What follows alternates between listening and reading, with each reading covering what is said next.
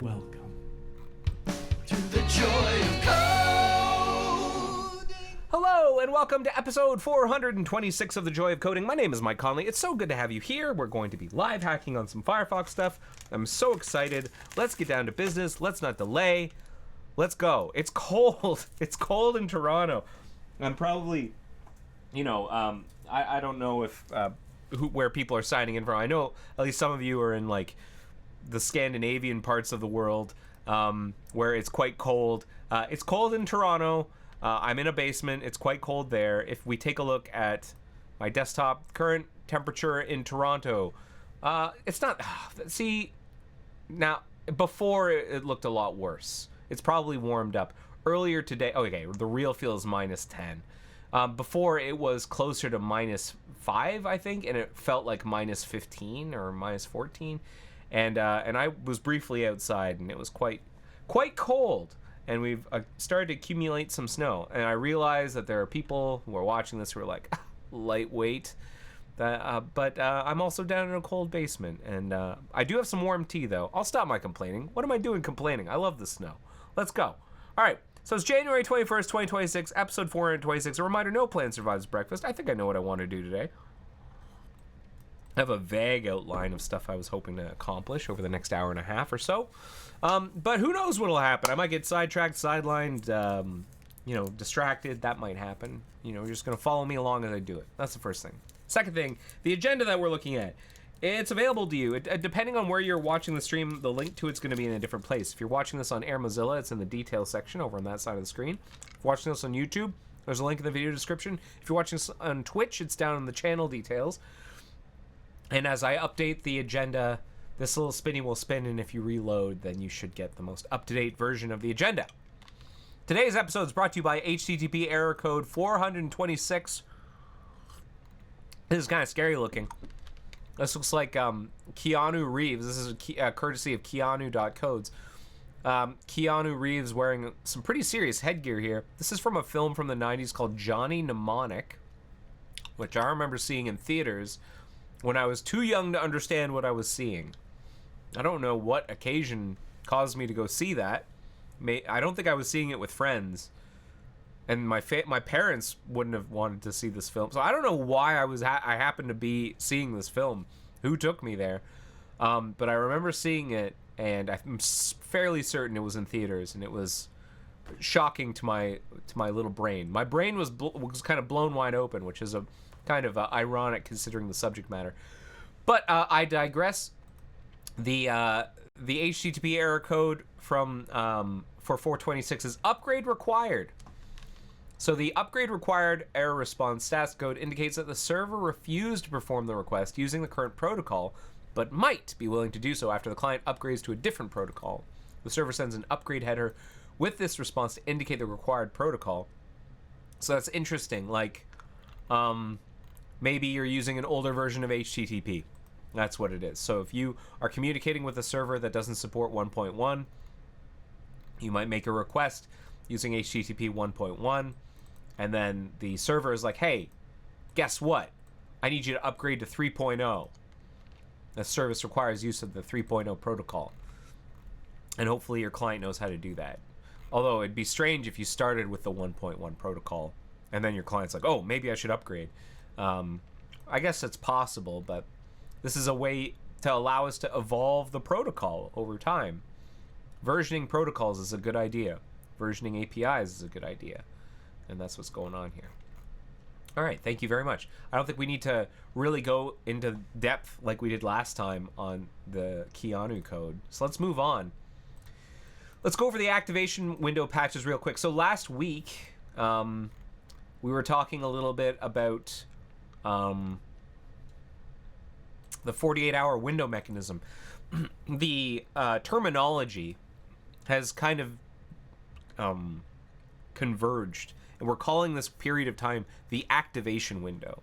The window in which we hope that people who are trying to use Firefox for the first time choose to stick with it. And this maps more or less to our research, which is that, you know, people download and launch Firefox for the first time on a machine all the time. Get lots of downloads every day. People launch it. And we have a very small window. Our current estimate is about 48 hours to convince them that this is the browser worth using. And that means making it so that it works properly on the sites that they care about, that they can bring in the stuff from the other browsers maybe they were using before, and that it works quickly and that it's stable, and it provides all of the features that they expect from a browser. Especially if they just came from a different browser that maybe they'd gotten used to the layout of the UI or some of the features that it supported. So our current best guess is we've got about 48 hours to convince people. And that is a great opportunity to increase Firefox usage, is if we can increase the number of people who stick around after the 48-hour window, activation window, because people who tend to stick around after that tend to stick around for the long run, is what our research seems to indicate. And so that's why we're starting to focus on this 48-hour, this shouldn't be groundbreaking information. Onboarding is important. You get to make a first impression only once, really, until the user forgets, and then you get to start over. But making a good first impression is important, and getting the user what they need and then getting out of their way is important. So it's a fine balance. This is a tricky dance where you want to be helpful and say hey, do you want this? Do you want that? Do you want to get some add-ons? Maybe you'd be interested in changing the look and feel of your browser. Maybe you want to go get your history, bookmarks, and passwords from this other browser you were using. So there's lots of opportunity to onboard people, and we have something called About Welcome that lets people go through some steps to onboard. But also sometimes users just want you to be a web browser. It's just get out of my way. I need to go. The reason I downloaded you is because my bank is broken in Chrome or Safari or something, and so I'm going to try a different browser. And so it's important that you have this ability for a user to just use you as a web browser, as a utility as well. You want to be helpful, but you also don't want to be annoying at the beginning. You don't want to block users from doing their job. So this is a tricky balance. Because the most extreme version of both, the most extreme version of being very helpful is you almost have this concierge that's walking you through everything. It's let's set up. It's like a real estate agent or someone walking you through, a decorator walking you through a home and being hey, we can move everything. We can move couches in here if you want. We put a big TV. We'll bring a construction crew. They're helping you curate exactly what you want. And then there's just no onboarding. It's you launch it and someone just airdrops you into a jungle with a knife and a fork and it's okay, survive on the web. So those are the two extremes. And as with most things, you have to kind of find a healthy balance. And this is what we have with About Welcome is kind of our primary foray into this space of getting people to stick around and onboarding people and getting them used to the browser and getting them set up. But now we're trying to do it for a longer period of time, not just the first time the browser launches, but for a period of 48 hours. And that doesn't mean that we're going to be showing onboarding all the time in 48 hours. It just means that the browser may not offer so much noise within the first 48 hours. We're going to try and keep it calm, but keep it focused for you during the first 48 hours. And that number we may fiddle with that number over time as well. So let's take a look at the patches that we wrote, that I wrote. Well, we were you were there for some of it. So the first one was blocking. Let's see here, block initializing activity stream. Yeah, we wanted to make it so that activity stream, basically new tab, can be can pause on initialization while it waits for the instructions to have come down from our remote server on what kind of onboarding experience we want. That's using something called remote settings. And there's a local cache and there's a timeout and stuff. So this isn't something that should necessarily delay you, particularly if you've installed properly, because as part of the installation, on Windows at least, we do what's called a remote settings sync. And so this shouldn't take too long. We wait for all that to be set up. That was the first patch. And so it's really just adding an await here. And then the next thing is we need to compute the profile creation time. So we have a mechanism called profile age, which allows us to compute the profile creation time. And then we cache that value. And we're passing that in as an optional argument to the activity stream constructor when we initialize new tab. And then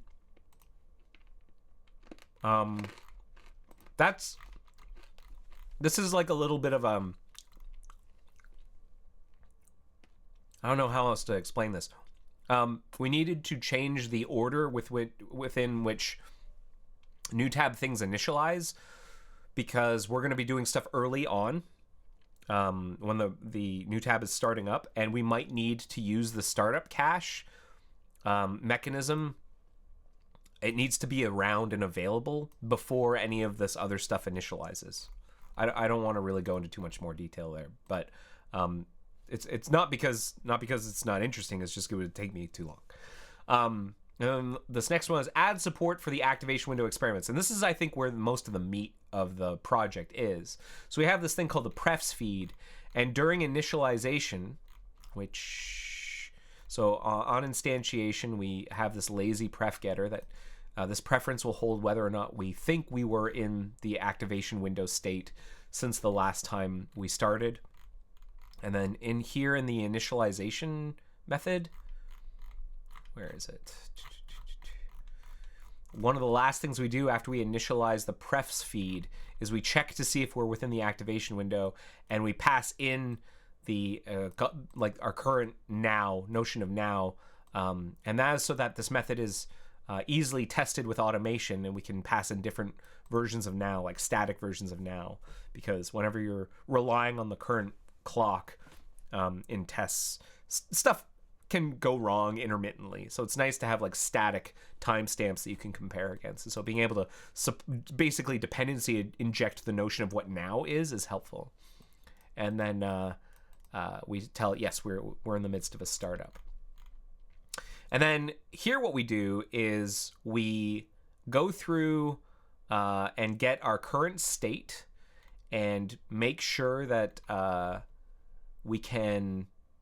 we're going to get from remote settings. This is something that we get from remote settings, is the activation window behavior. And then what we're going to do is we're going to check to see if the current time, the current profile age, the creation date, if we're still within the activation window. Now, we're not going to do any of these things if we don't have the activation window enabled, or that we haven't been able to compute the point of being created, or we're not configured to choose a particular variant of the activation window. So we'll bail out. If we happen to already exist in the activation window state, we will choose to exit it. If maybe during the last run of the browser we had been in the state, we will exit it, but otherwise we'll just return early. And then we compute whether or not we're within the max profile age, if we're within the activation window state. And if we are, then we will enter the activation window state. And if we aren't, then we'll exit it after, because like it's possible that we have an activation window and we're configured to use it, but we have now crossed the threshold and we've exited the activation window state. Here we bail out early if we happen to already be in the configured activation window state and we're not in the startup window. And then we have some logging here. And in particular, we clear out the old state, and then we disable top sites and top stories if we were configured to. And then we set the preference to say which variant of the activation window we're in. And exiting is similar, except that whenever we reset the activation window state, we also take the temporary preferences for any disablement values set on the top sites and top stories. Because one of the things we want to make sure that users are able to do is if they're in the activation window state and they turn on top stories and then they turn them off, or top sites, that after we exit it, they stay off. And if they hadn't touched it, they stay on, or they turn back on, or if they had turned them on in the activation window state, they stay on. That is the rule. So if the user had changed the value while in the activation window, we need to persist their choice, even if we're changing the defaults when we change from within the activation window to outside of it. So there's a little bit of bookkeeping here to do that. And then we sort of like broadcast the updates to the prefs to any pre-existing new tabs that may be open. And then that's it. And every time a new tab opens, we do a check, which is pretty cheap, especially if you're outside of the activation window state, or you don't have it configured. It's basically an early return. We just bail out. And that is that. And then there's a bunch of tests. I added a ton of tests for this.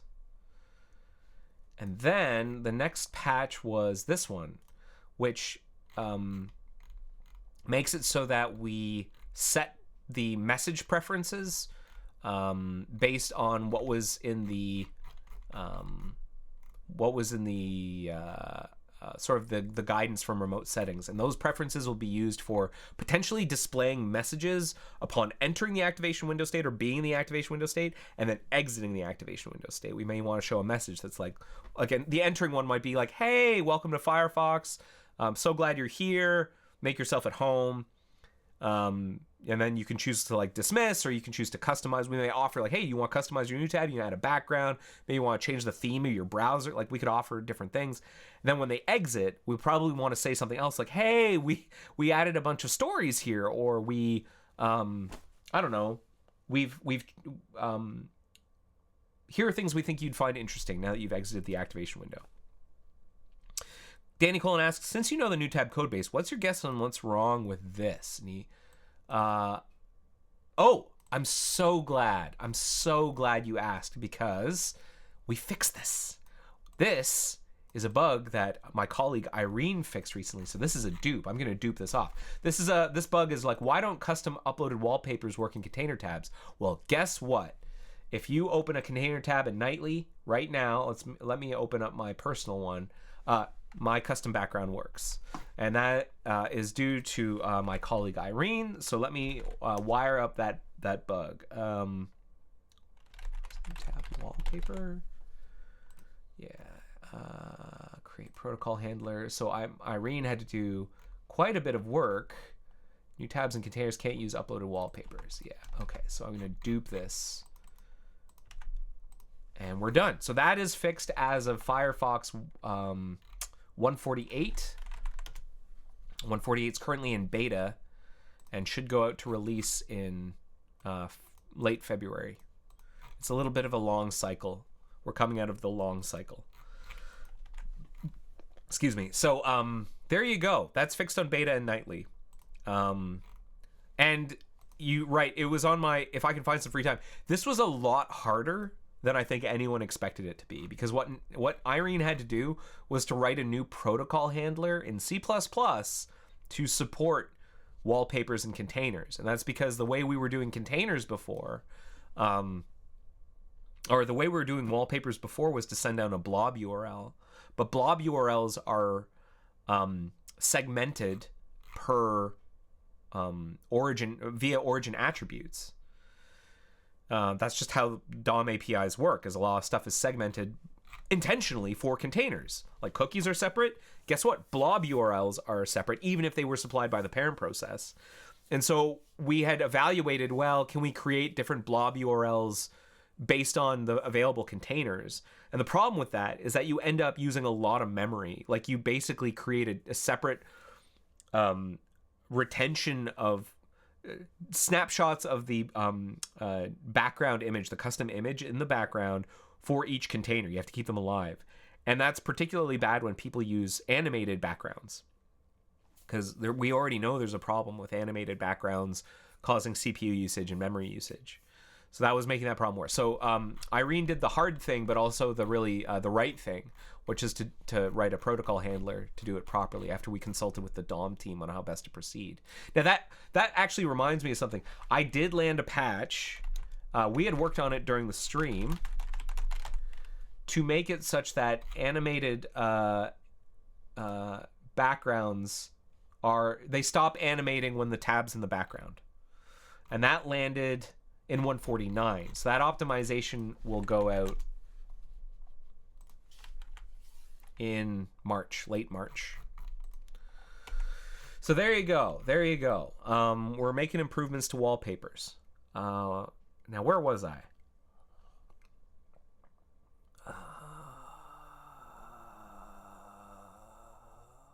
Yeah, messages. Now, one thing I think I might want to do is actually merge these two patches together, because I don't think this is like meaningful. Like this, there is an atomic difference. There is an atomic sort of change from this one to this one, but also there are some messages that I was getting from the linter. Like there are some arguments that aren't being used that are used later, and then it's like, hey, these aren't used, and it would kind of probably make everyone more comfortable if I just merge these two together. So I'm thinking I might do that now, and then we can focus on getting part 4 reviewed. So there's that. Let's see. Oh, I'm already in the right place. So I'm going to do that right now, actually. So I'm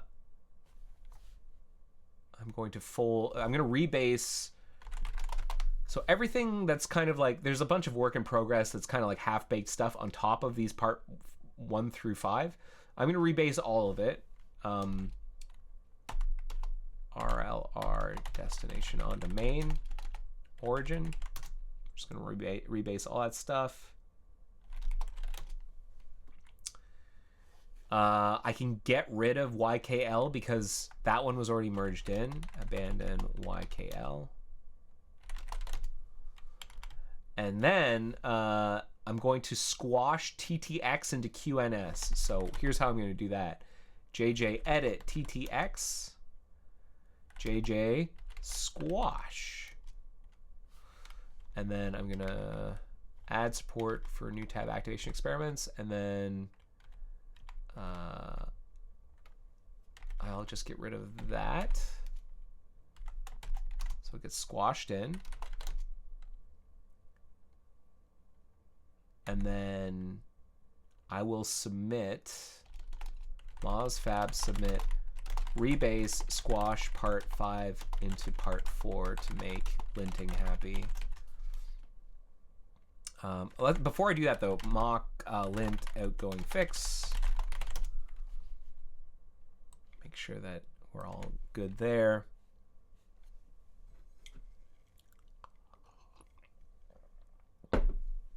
Yeah, we're good. So submit. And then I'm going to abandon part 5.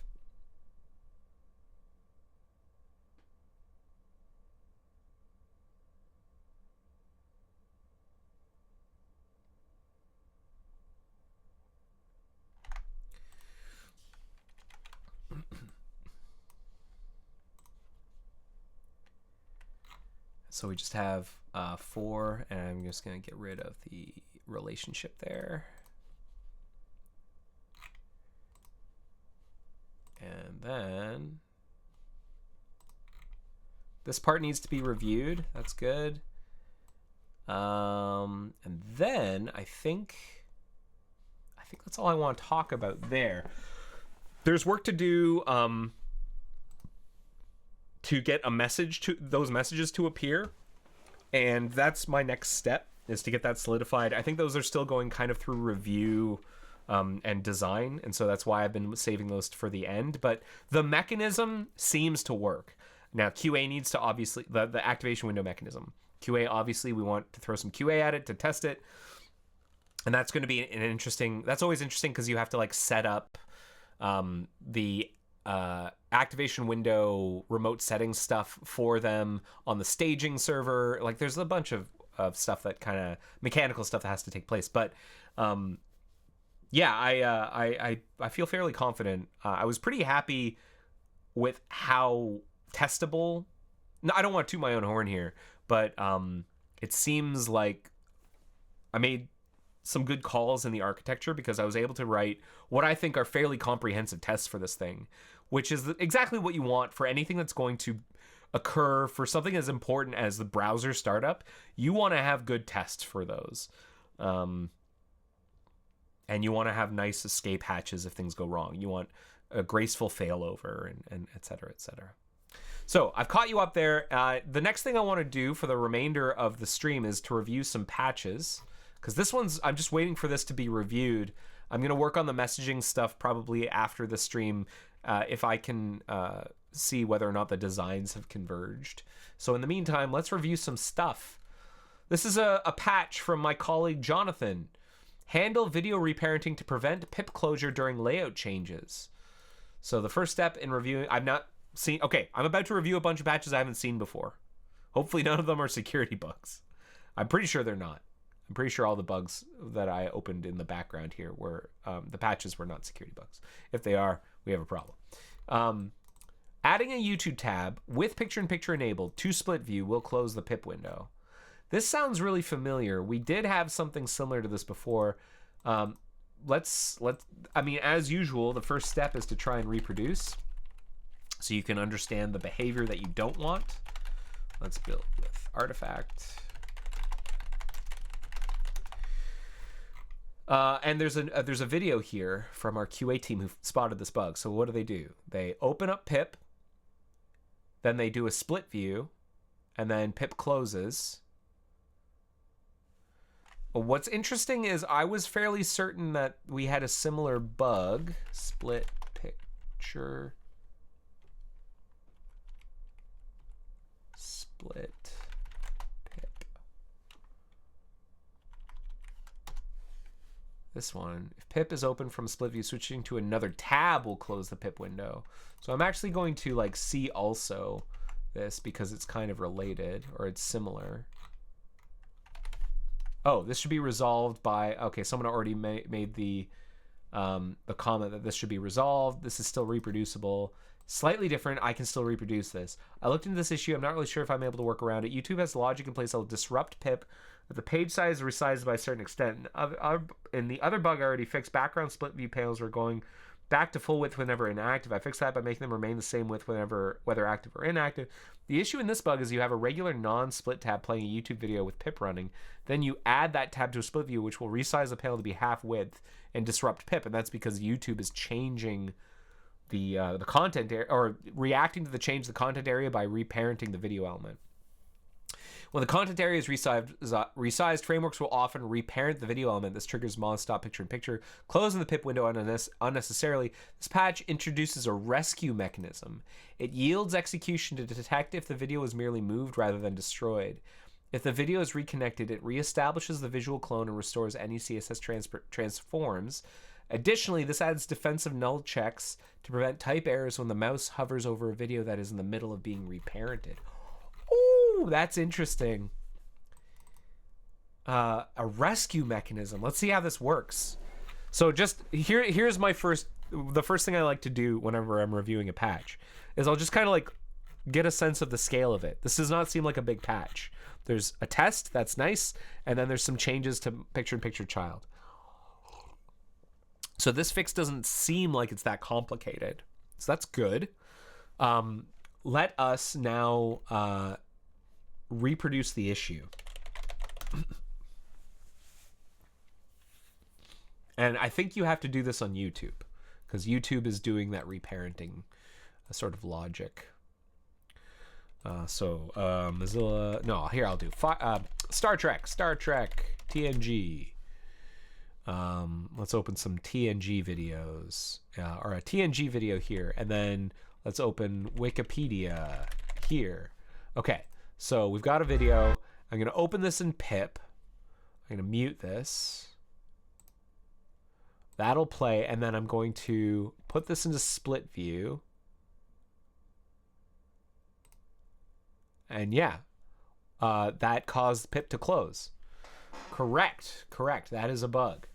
What is, 25th anniversary. I'm like, what is going on in Wikipedia? As the 25th anniversary. I personally love split view, by the way. I'm not sure if people here have had a chance to try it, but I'm really enjoying it. But yeah, this is a bug. So what is Jonathan's solution? So first of all, he's making...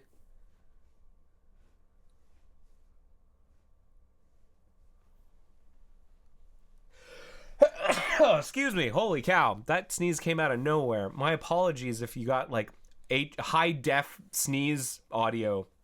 Let me mute for a second.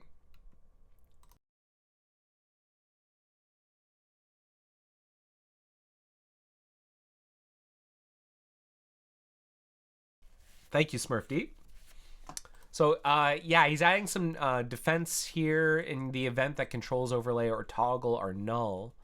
If the mouse leaves a video that is in the midst of being reparented, or we cannot find it, there's a shadow root, but like the controls overlay may be missing. Interesting. Shadow on mouse leave video.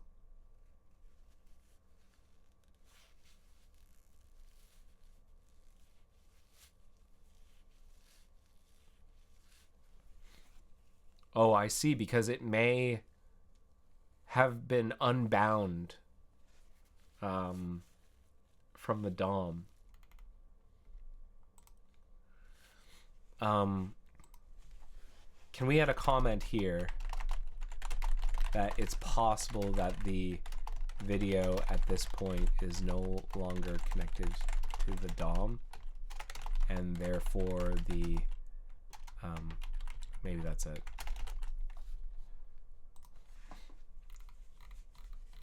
And then here in Moz stop picture in picture, we check to see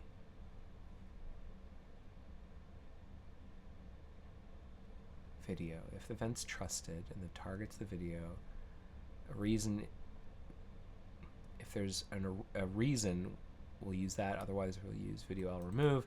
If the reason is video L remove,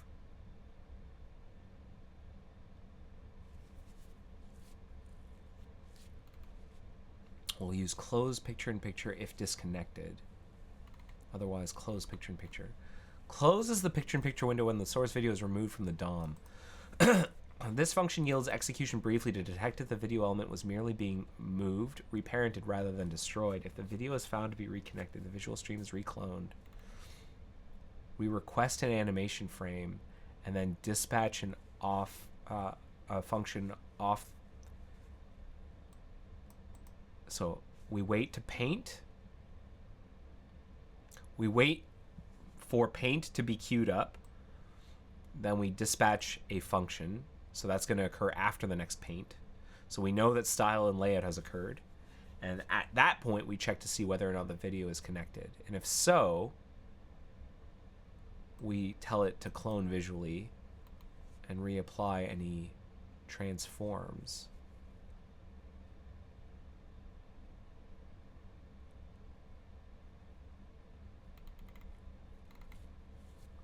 When does this happen normally? Picture in picture.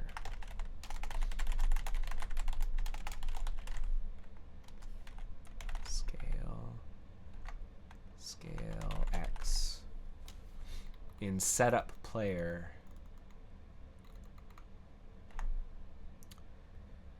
We get the player video. Player video.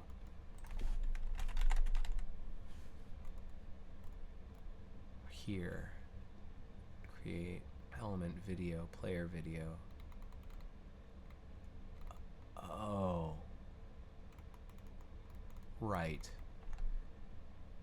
Document. Wait, what?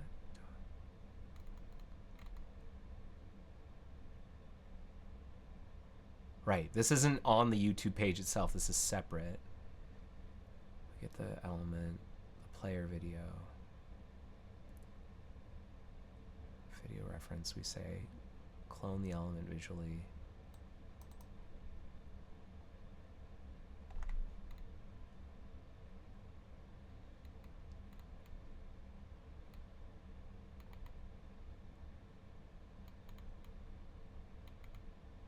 Track originating video. Video.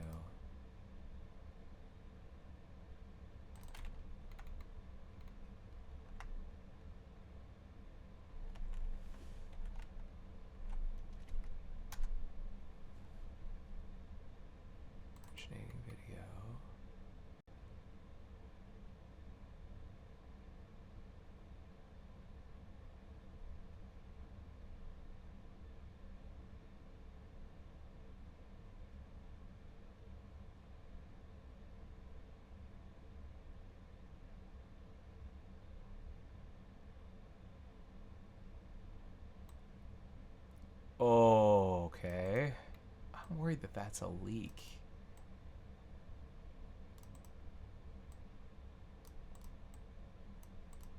We're doing this every time we track an originating video.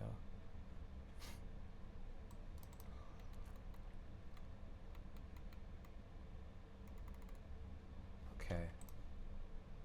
So, to-dos. Is there a leak here? I need to file a bug. Whoops. Need to file a bug. Because, like, this gets called all the time whenever you open up a picture-in-picture window, picture-in-picture video. We define a new observer function, and then we add an observer. When does that observer get removed?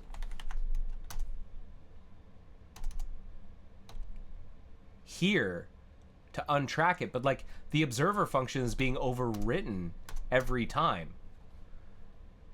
This isn't static. This is being redefined every time.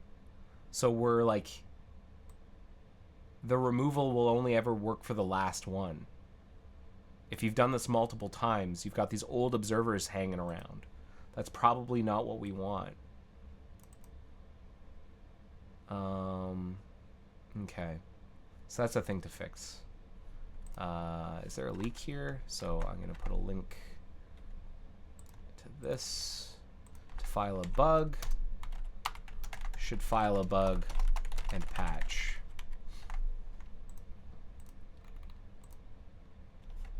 Okay, what else do we do here? Some of this I wonder if we need, like, we're skipping setup player.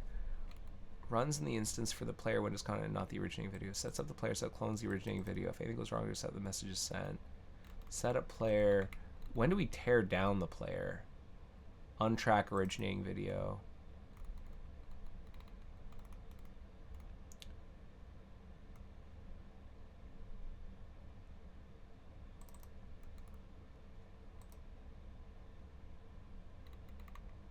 It feels like some of this... It seems like some of this is pulled from setup player. I wonder, can we factor those things out into a helper that both can use? I'm just trying to think, like, we're also not doing the like track originating video. I guess that's fine. We don't need to. The originating video would already have been tracked. It's the player video that kind of needs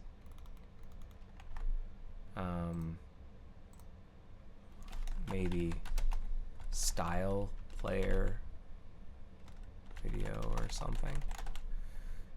Video shadow.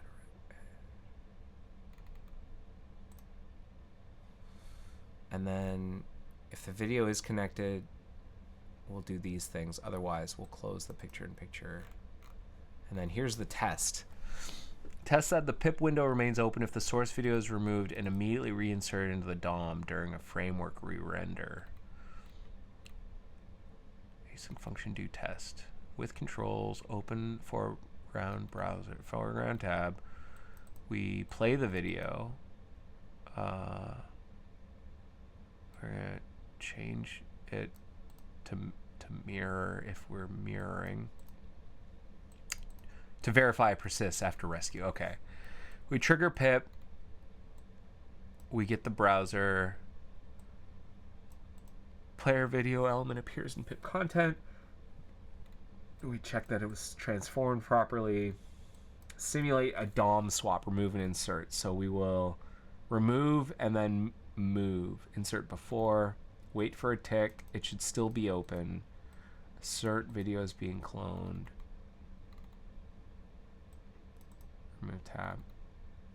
Yeah, that's nice. That's a nice test.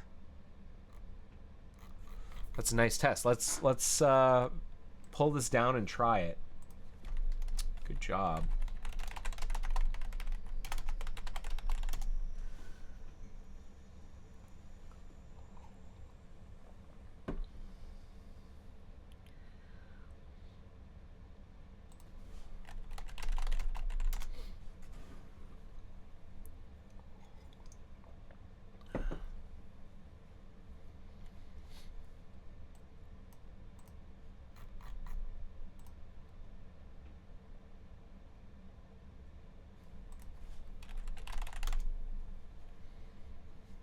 Okay.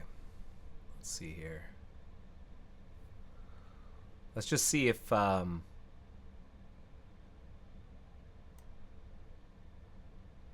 we can reproduce.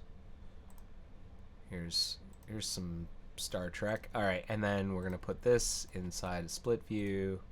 Oh wait, no, hold on. Unseparate the split view. Here's what I have to do. I have to pip this, and then I put this in split view.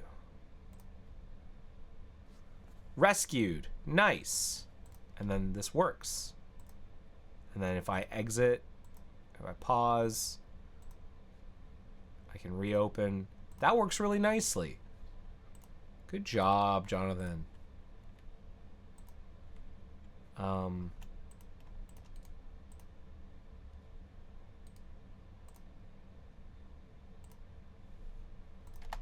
That's really nice. Good job. Good job. All right, let's run the test.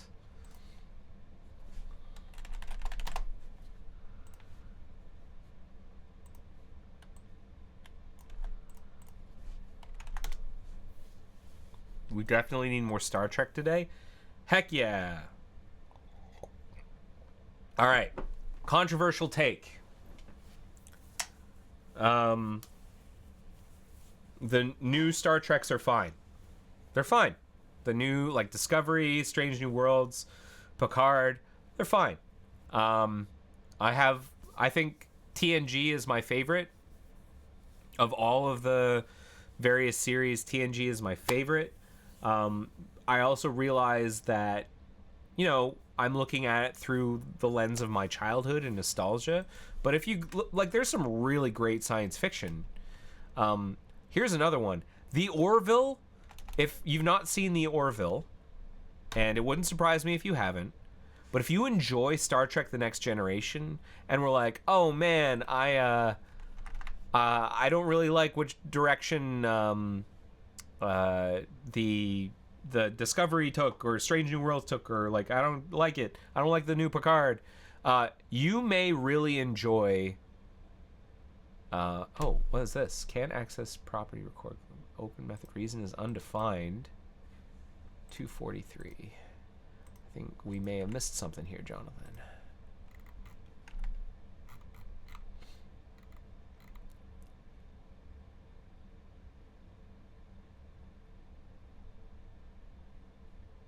What test was this? Audio scrubber. If you're not familiar with the Orville, it is like a love letter to TNG, I think.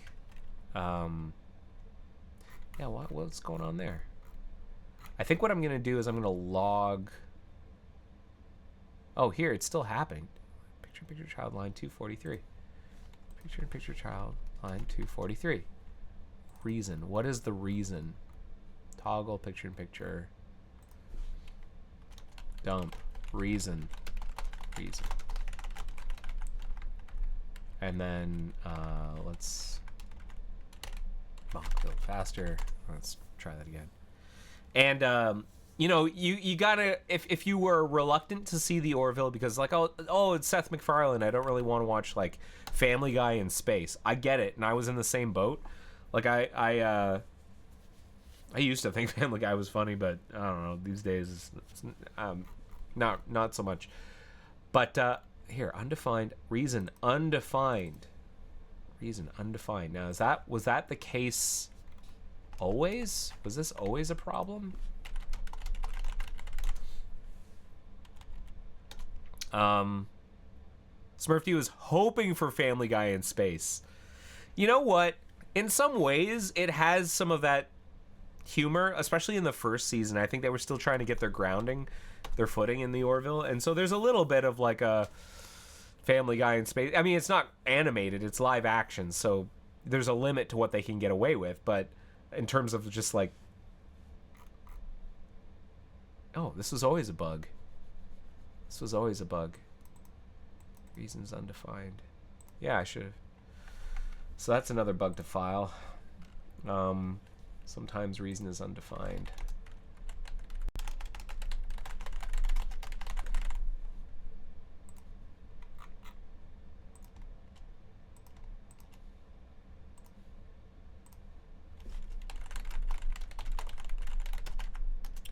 This can be easily reproduced by running non-catastrophic. Okay, so let's run the test again with the patch applied.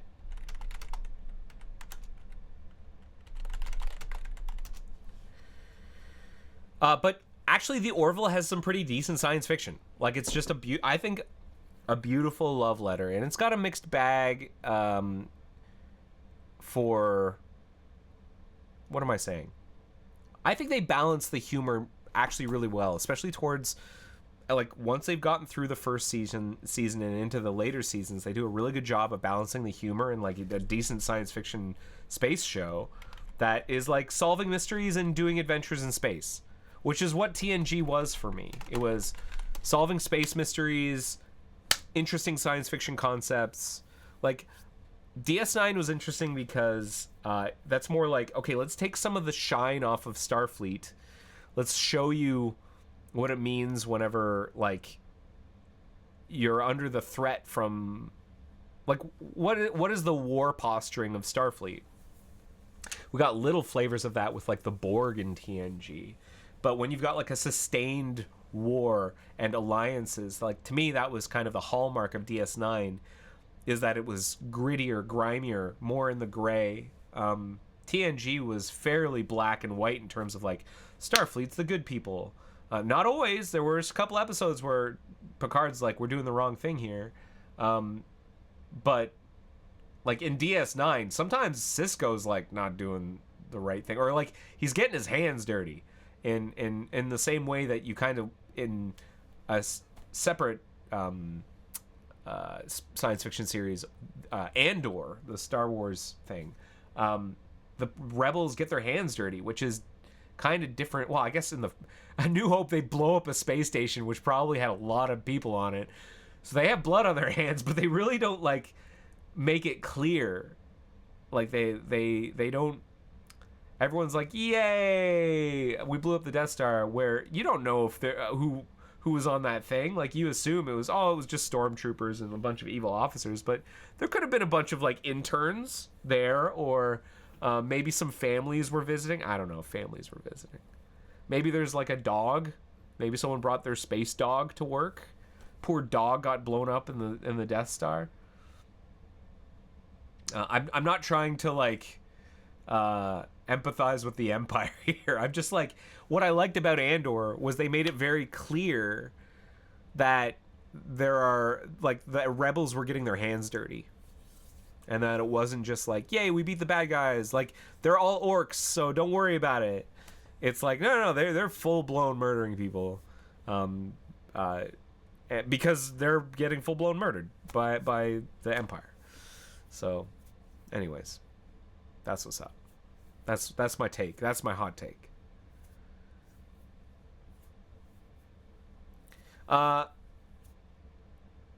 If these more, so I know a couple of these picture-in-picture tests don't pass on my Mac OS machine because of this wide display. Danny Cole writes, DS9 is underrated in the Trekkie community.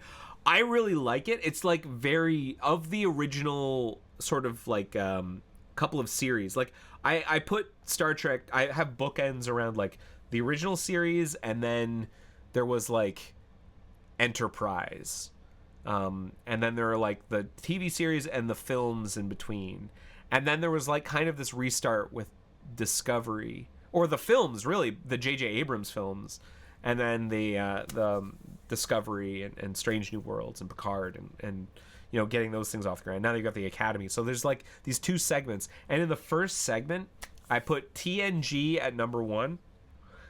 I put DS9 as number 2. Voyager is 3. I would put original series and Enterprise. I'd probably put Enterprise above it. I honestly, I had to muscle the original series down. It was so rough. Groundbreaking for its time, but really a hard watch, I think, for anyone who's coming in cold, who's seen like TNG. What is this? Oh, exception. Promise native touchpad pan event and wait for observer. Doesn't work on Mac. So failed 2. And the other one, wheel listener not removed before the end of the test. And disable swipe gestures. So like, what is this? Why even? Promise.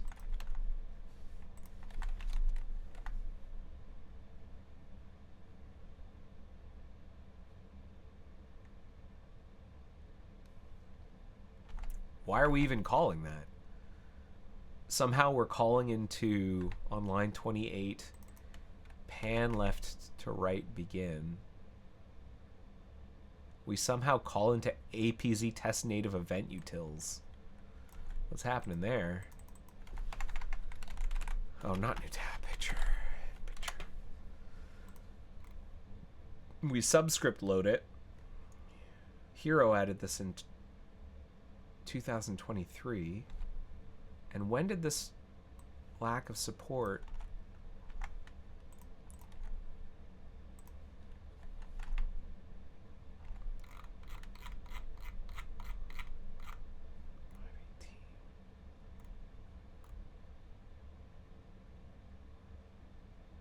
So this has probably been failing for a while? Why does this test even run then on Mac OS? Oh, skip if Mac OS. Oh, normally these tests are skipped. But I'm on version 26.2. And I think RCI, I see. What is this? Make it pass on Mac. Need a way of setting it properly. And what's this? Not quite the same thing. Okay, well, those failures are expected then. And then these two. So I'm pretty happy, I think, with Jonathan's patch overall. I think this is a net positive. I did suggest that we factor this out into a helper because I think we're repeating ourselves a little bit. So I'm going to say thank you. Accept, change project tags, testing approved. He did add a nice test. Thanks for this. I think this is a net positive for pip. I imagine there are probably other non-YouTube frameworks that will benefit from this. Thanks also for the tests, for the nice test. I've left some feedback about some things I'm hoping can be addressed before landing.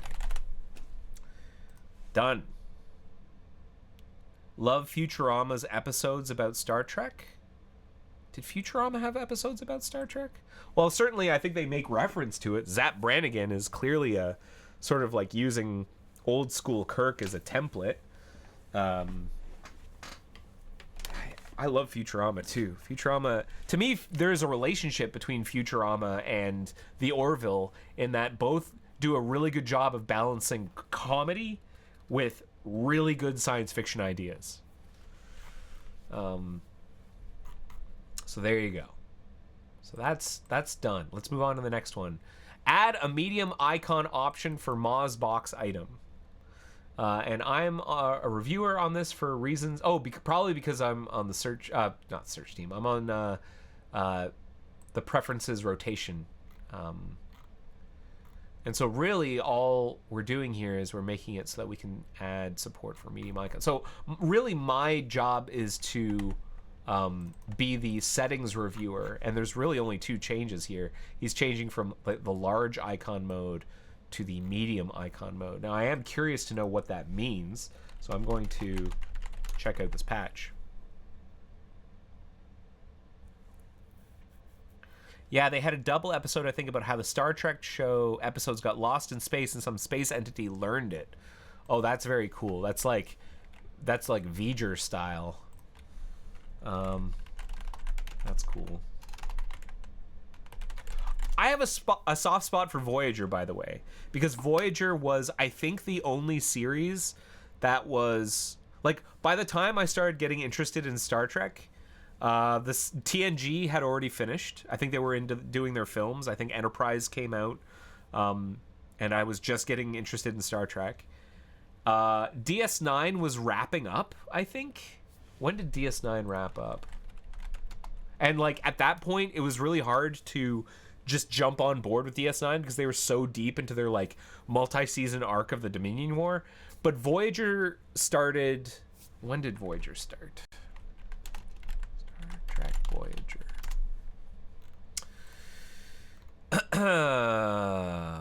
1995. Yeah, I would have probably started paying attention right from the very beginning. Like I remember watching the very first episode of Voyager, and they get shot out into the Delta Quadrant. They've got a crew of people that's this mix of the Maquis and the Starfleet, and they gotta like, all right, gang, we gotta sort things out and figure out how we're gonna get home. And I remember watching that one a lot because it was the only one that was like every week there was a new episode, whereas TNG was syndicated at that point, and DS9 was wrapping up, and I think I was too young for it. But I remember enjoying Voyager, so I've got a soft spot for it. So this did not apply properly. Probably because I used apply to here. So I'm going to restore. I'm going to do MozFab patch. Instead of apply to here, I'm just going to do that.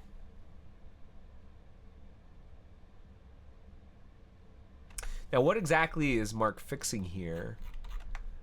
Add a medium icon option for MozBox item. For the search shortcut redesign, the design calls for 24 by 24 icons in the MozBox item layout, similar to the large icon layout. However, large icon layout is 32 by 32. We would like to add medium. Okay. So what I can do is I'll do mock storybook, and we'll actually get a chance to take a look at what he's talking about. Because MozBox item has a storybook definition. Okay. So MozBox. Box item. Whoops. MozBox item. MozBox item is a component that can be used as part of a MozBox group to display related items and whatnot. I am a box item. I'm a box item. I'm a box item. I'm a box item. I'm a box item. This is an example message. Box item. So here's a default box item with description, with an icon, with slotted content, large icon layout, medium icon layout. So in medium icon layout is what Mark is adding here. That's interesting. Large icon is using box icon size of icon size X large. Medium icon is using icon size large. I mean, not really a bug, but it's kind of confusing that medium icon size is using icon size large. We also lost Mike? Almost? Did we lose? What's going on? Did we drop some frames? What's happening? We also lost Mike? Almost lost Mike. Oh, did you mean because I started to go down in a tangent? Oh, not with the MozBox. Oh, okay. Hey, where'd my comment go?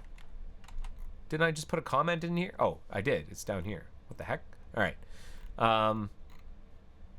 So, yeah, this sets up the Figma and the MozBox item. And really all it's doing is, we have an option here with layout medium icon. And it's really just setting the box icon size to large. We regenerate components. That to me is fine. So now there's some other... Wow, there's a bunch of stuff in here. Search modes. I'm going to say this is great. Thanks. Browser components preferences change looks good to me. Because he's just using this properly.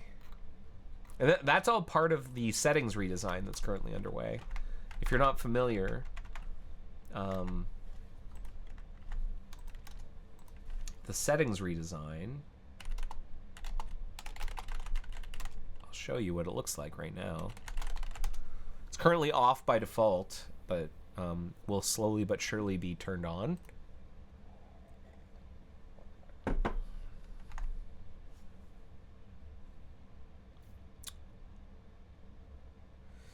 Yiba-doop ba-doo.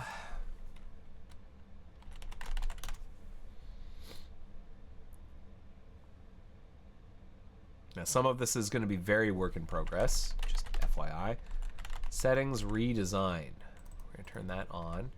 And then if I go to settings, so yeah, we've got this like a different look for settings, and it's using our new components, and it's better spacing.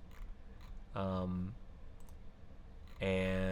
let's see here. There's a new section that like this is where the AI kill switch is going to go. That's currently underway. It's being worked on right now. This is a Moz box telling you you're not signed in. Would you like to sign in? For search, I mean, this is using the large size icons. I think they want to make it so that you can use medium. And oh, that's interesting. You can like resort these. That's cool. Oh, there's a bug. Oh.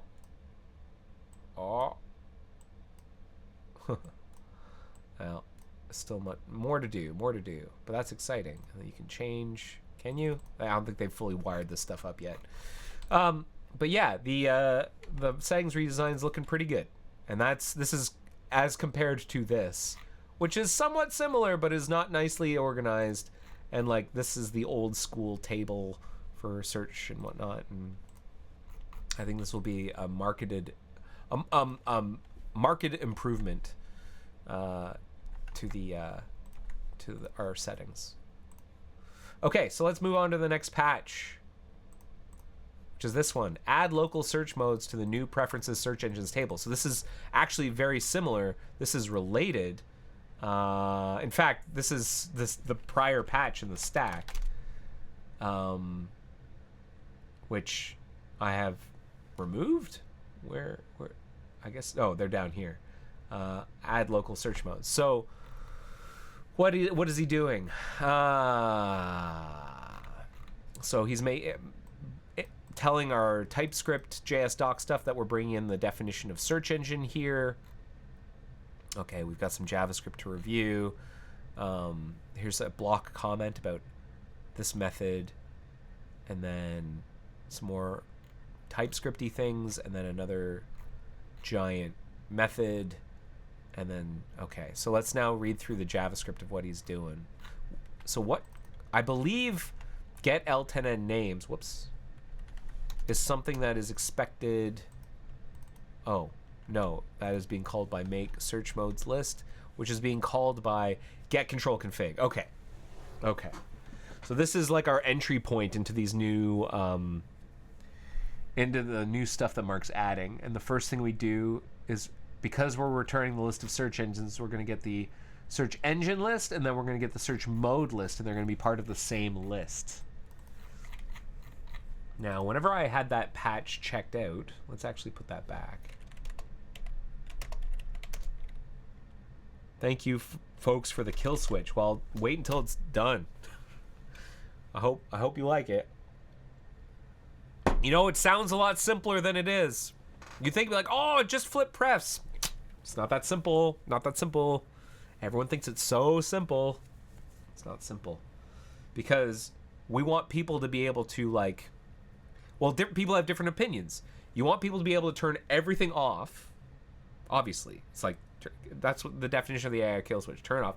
We have to choose what things actually like qualify as AI. Is like the built-in translations. Like, I think there was like a bunch of controversy. It was really sad. Like Jake Archibald on Mastodon puts out this post, is like, hey, what do you all think? I'm gonna talk to the community and be like, hey, should the local translations, the machine translations, be included in the kill switch? And the vast majority of the responses fell into two camps. One camp was like, hey, I hate everything that you're doing, and like never talk, like this is the worst, everything sucks. And the other people are like, well, you should already know. You should know. You shouldn't be asking us. Like, just You're not going to listen to us. Why are you asking? We are so mad at you. And it was like, well, all right. Glad I engaged. Glad we asked. Got a lot of actionable information out of it. So poor Jake. You know, we have to do our best. I mean, you can't stop talking to the community. Can't stop. And the community exists in multiple places. Mastodon is one place where it exists. That is fairly self-selecting, I think, that population. Connect is another place. User research talks to people that, you know, we will like pay to find like random users on the internet, and we'll talk to them, and we'll do deep dive interviews. So we get information from all over the place. But boy howdy, people feel really passionate about this one. And it's hard to make decisions that are going to make everybody happy. Maybe that's why there was created a survey. Yeah, we did create a survey, and like it you're at least on Mastodon, you're surveying a pretty self-selecting, biased audience. But I mean, that's Signal. That's why Jake's question was asked as a survey, but a lot of the commentary that people responded with was just like not helpful. It's like, be helpful, people. Be helpful. Okay, we have to turn these settings redesign back on. Be helpful. Don't be. Here we go. This is the stuff that that we're reviewing now. And these are all using medium, right?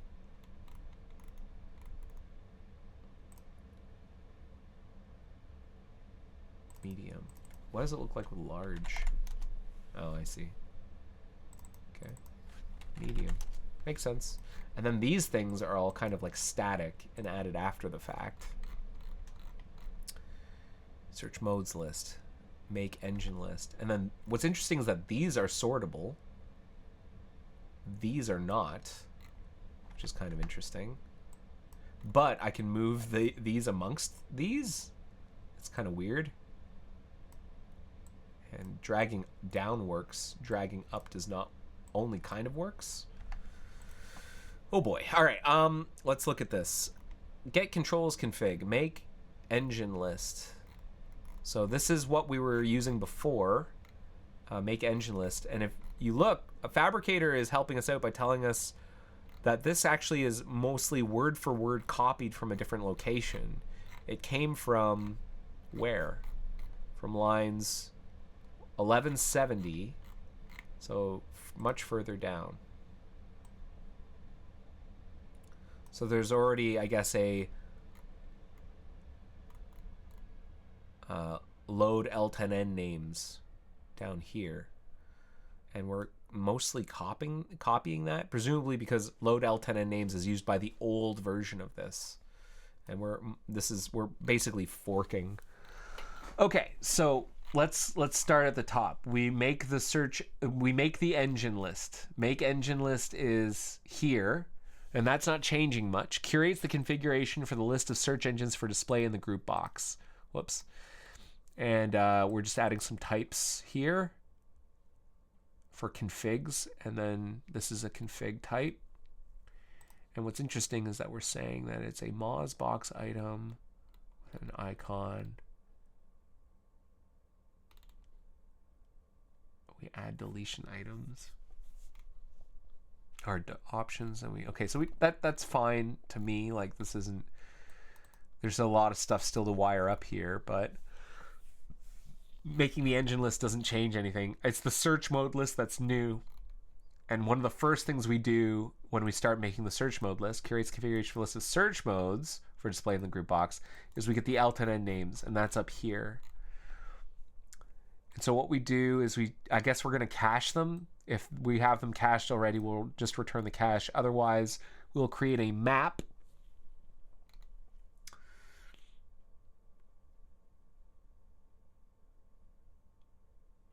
Okay, we've got this helper function that, I guess this is more or less word for word copied from elsewhere. And why did we do it that way, 11. Where's this copied from? 1171.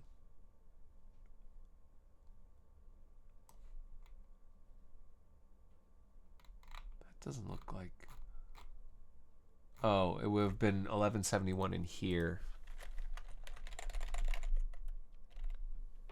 11... Hang on. Let's do this sensibly. Here. The names are needed by get cell text. Getting the name is async, but get cell text is not. So we cache them here to retrieve them synchronously. So this is why. Okay. Yeah, get cell text is an old Zool table. So this is designed to work with the Zool table stuff. Or Zool tree, rather. Now, why is this necessary? Local shortcut L10N names. Why do we need to do that? L10N names. Convert the localized words into lowercase keywords prepended with the @ symbol. Get search mode. Map. So the L10N names is what? It is a map of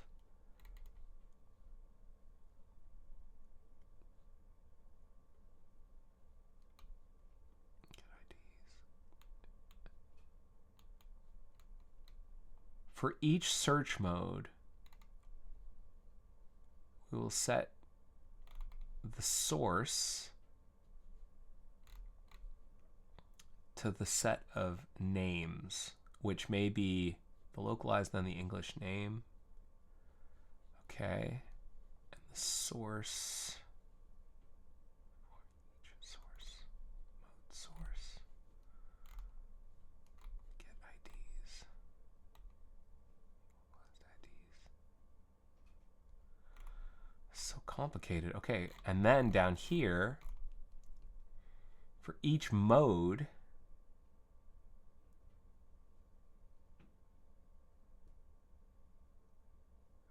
get the source and we map the keyword.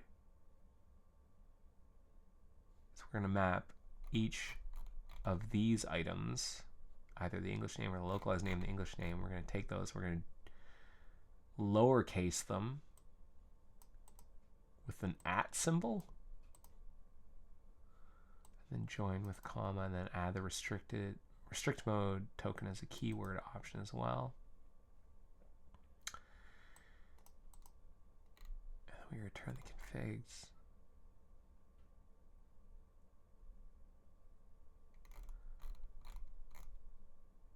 I mean, it seems overcomplicated, but at the same time, I think I get it.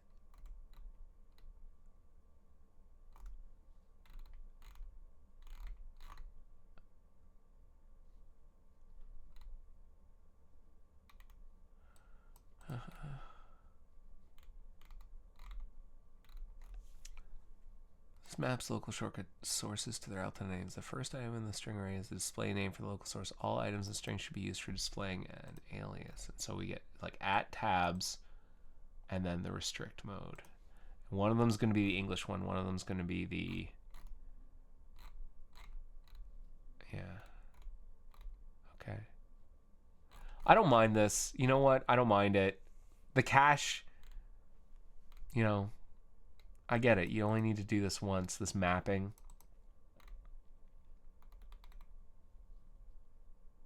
And this is what worked before. So I'm okay with that. So we go through each search mode. We add the setting for the search mode. We're going to construct basically this. That's what we're constructing, is this. And this is going to be the English version of it, and the localized version of that. And then we add the restrict keyword option as well. Okay. That's fine. And then URL, what is the other thing, the other change?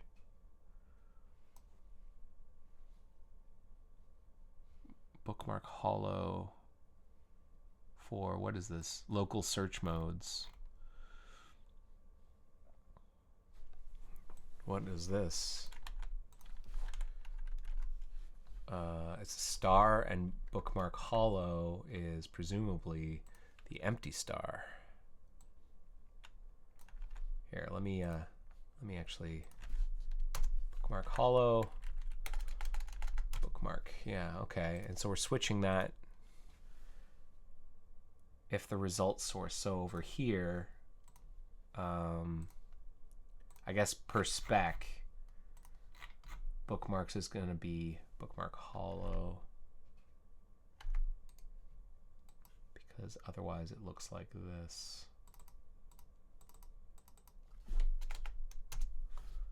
Which doesn't really blend as well. Okay, I'm fine with that. What else is using local search modes though?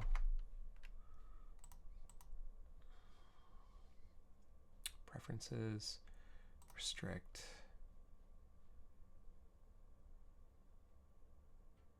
We're gonna get the icon.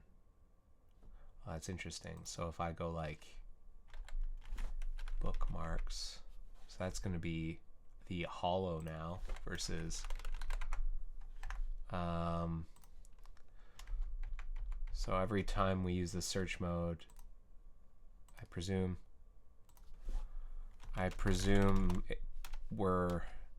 we expect this to change in, for example, the search restriction charm in the URL bar to the hollow bookmark icon, because this is used there as well. Question. That's a question.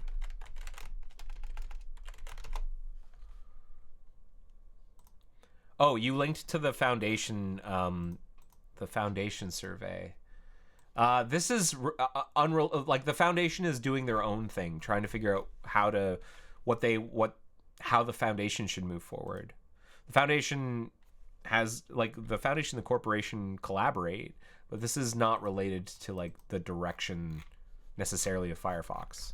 This is related to the direction of the foundation,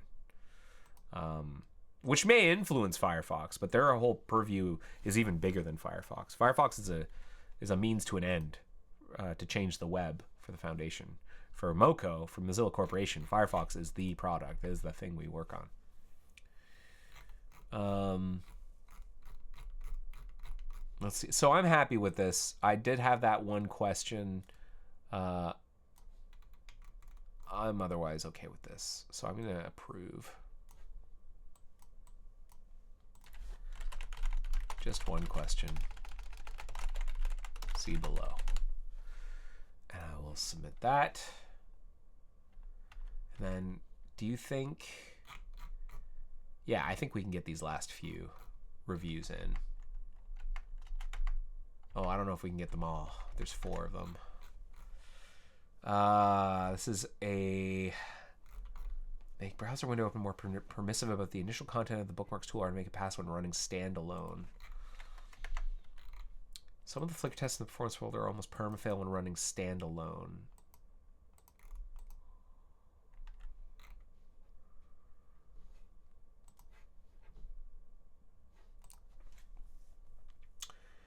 Note that the length in X files are a bit weird because on some fonts we just... So let's run this right now. When we run the standalone, what happens?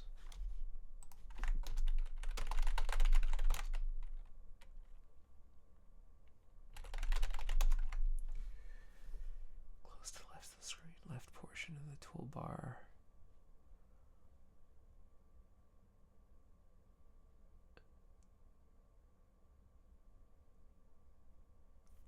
Within the toolbar, like the text segments, height of the text. All right.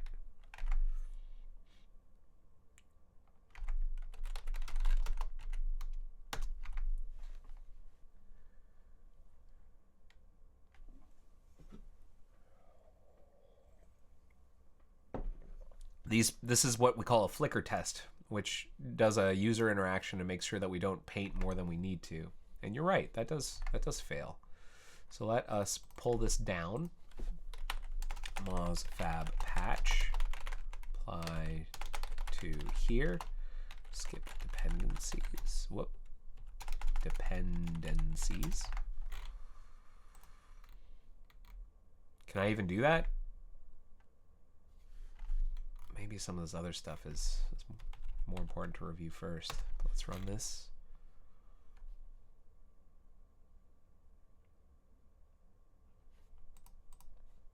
Still fails. Should I have reviewed? Maybe there's other changes in here. Menu window open. This still fails for me, my friend.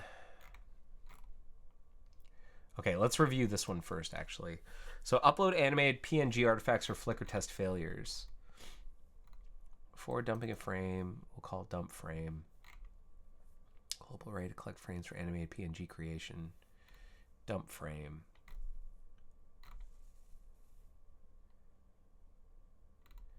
Collected frames push the canvas. Collected frames. Check if we have a new frame pair to process for APNG creation.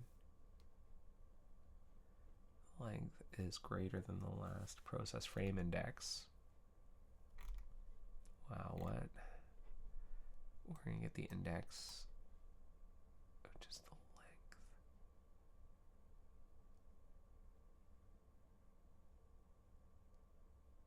That seems ripe for off by 1.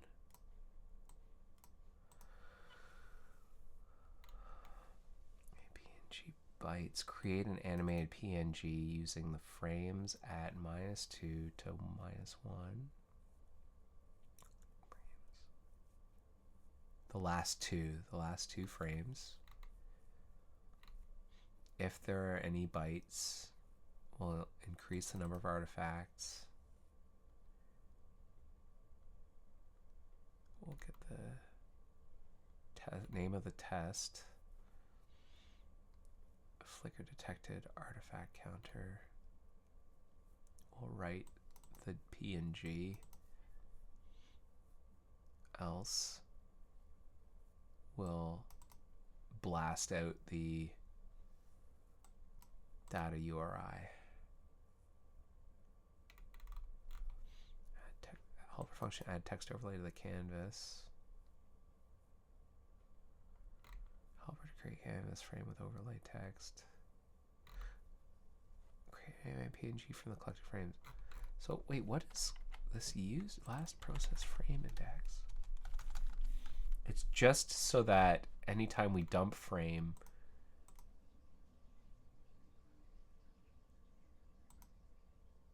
we make sure that we're looking at the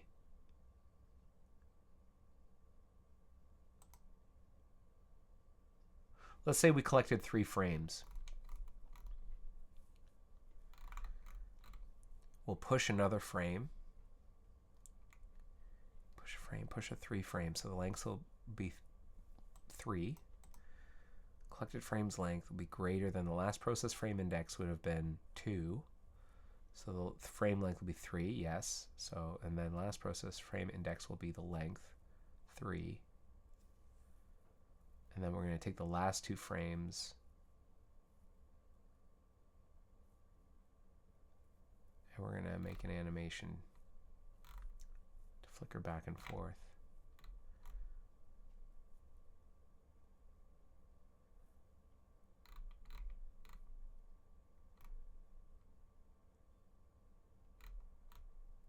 Code.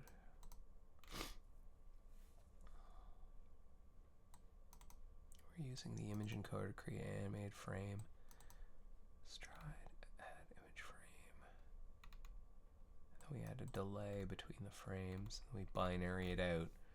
So create a canvas showing highlighted differences between 2 frames.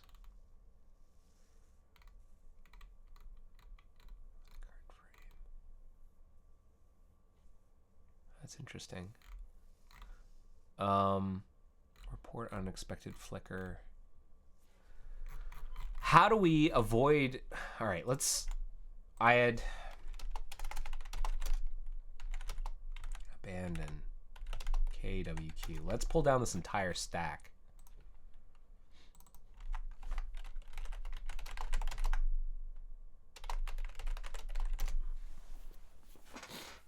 I'm actually curious to know how this is going to behave. I don't think I'm going to be able to finish reviewing any of this before the end of the episode. I think I'm going to end in just a few minutes. I need to kind of go deeper into this, but I have some questions. My first concern, the concern that's kind of rattling around in my head, is like, we're putting this overlay, this message onto the animated frames, but how do we avoid the case where the message is over top of what's most salient? Let's run the test now. Because what if the flicker's in the area where the bad stuff is? Should have 0 non-flickering areas. Okay, so here is a big ol'... What? Why do you... Stop it.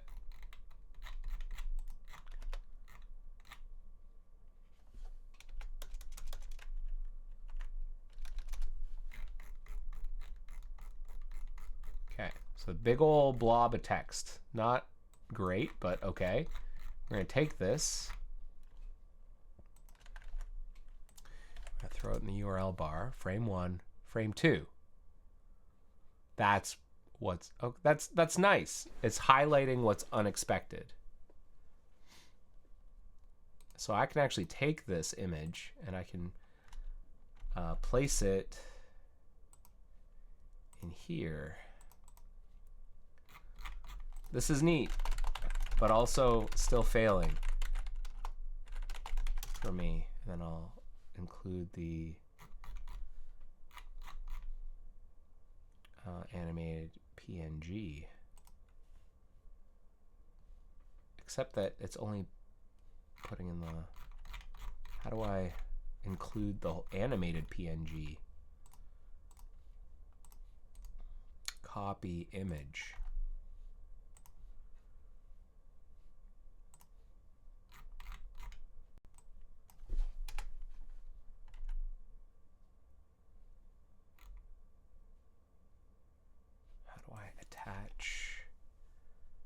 Upload a file. That's what I want to do. So I'm going to take this, save image as browser window open flickr.apng, and then back over here.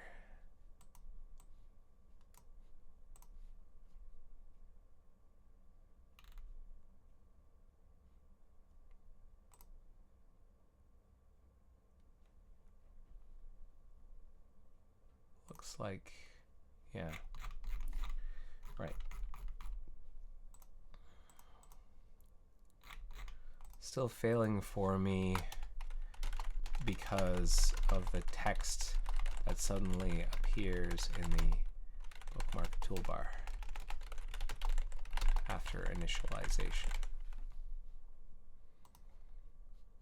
APNG, that's right, APNG, baby.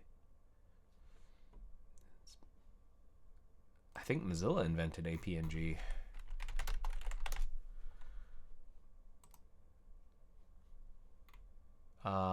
And this fellow, I went to grad school with him. I went to grad school with this fellow who was one of the authors of APNG. I remember him fondly. All right, I think I'm gonna have to stop there. Hey, thank you so much for watching episode 426 of The Joy of Coding. Let me know what you thought. I've got some bugs to file here for picture-in-picture, but mostly spent time reviewing patches and thinking about them. Let me know what you thought of the episode. There's a link to rate this episode in the agenda. I'm gonna put a link here in the chat. Link to rate this episode. This is a great place to ask me questions. If you want to let me know what you want to see more of, less of, change about the stream, that's the venue to do it. I read everything that comes in, so go ahead and send me some stuff, and I will see you hopefully next week with episode 427. Have yourselves a great week, everybody. Take care. Bye bye. Oh no. Where's... Did Wacky Morning... There it is. The joy of coding. See ya.